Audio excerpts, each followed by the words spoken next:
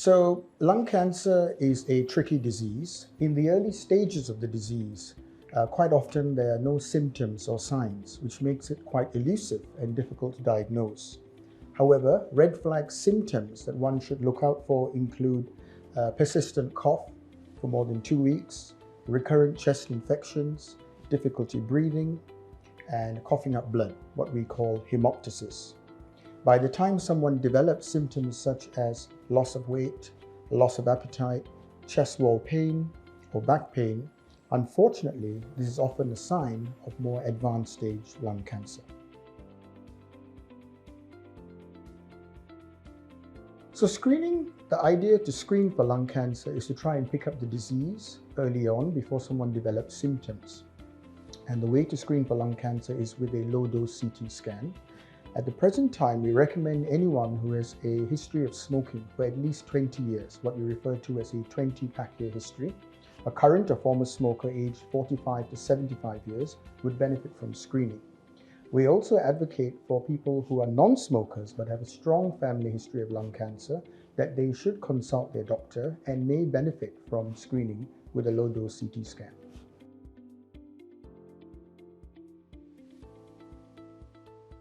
So lung cancer, like all cancers, it's a complex disease, and the cause of this is what we call as multifactorial. In other words, there are many possible risk factors.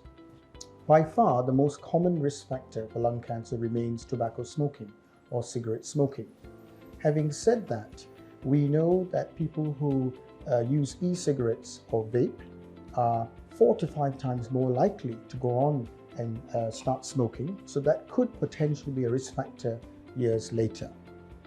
Genetics or family history is another major risk factor for developing lung cancer. Other less common risk factors include exposure to asbestos, radon gas, and chronic lung diseases that cause inflammation of the lungs, such as COPD or tuberculosis.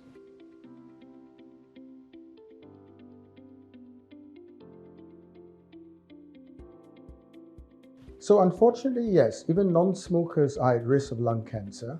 By far, the most common risk factor is still tobacco smoking. However, we are starting to see an increasing number of cases of lung cancer in the non-smoker or never smoker.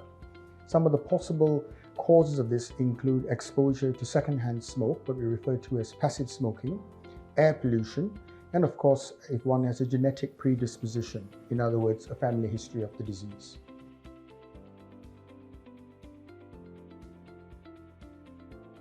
The truth is, vaping and e-cigarettes haven't been around long enough for us to know the long-term health effects. However, we do know that people who vape or use e-cigarettes are 4 to 5 times more likely to end up with tobacco smoking. And this reflects how addictive nicotine is. So there is a possibility that people who smoke or vape may go on to develop lung cancer many, many years later.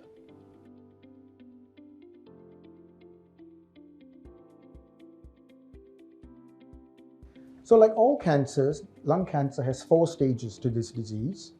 The treatment that is offered and the prognosis or outcome for the patient is very much stage dependent. For early stage disease, stages 1 and 2, and selected cases of stage 3A, surgery is the best treatment option in combination with other treatments such as chemotherapy, immunotherapy, targeted therapies, and occasionally radiotherapy. The aim of treatment in early stage disease is curative. We seek to cure the patient and give him or her the best chance of long-term survival. With more advanced stage disease, stages 3B, 3C, and stage 4, the focus of treatment is more in terms of quality of life. It is non-curative and has a palliative intent, where we want to get our patients to live longer with a good quality of life. But the optimal care for most patients with lung cancer requires a multimodal approach. In other words, a combination of treatments and usually a multidisciplinary approach, which involves input from different medical specialists. So the treatment landscape for lung cancer has evolved considerably in the last few years, and it's a very exciting space. We have seen advances in terms of diagnostics, with more precision diagnostics, next generation sequencing, which allows us to identify genetic mutations in the lung tumor. This in turn sometimes means the patient may have a tumor that is amenable to treatments with oral targeted therapies. Also, another exciting development is immunotherapy, drugs that boost our own immune system to fight the cancer. And of course, in terms of surgery, we have less invasive approach to removing the tumor.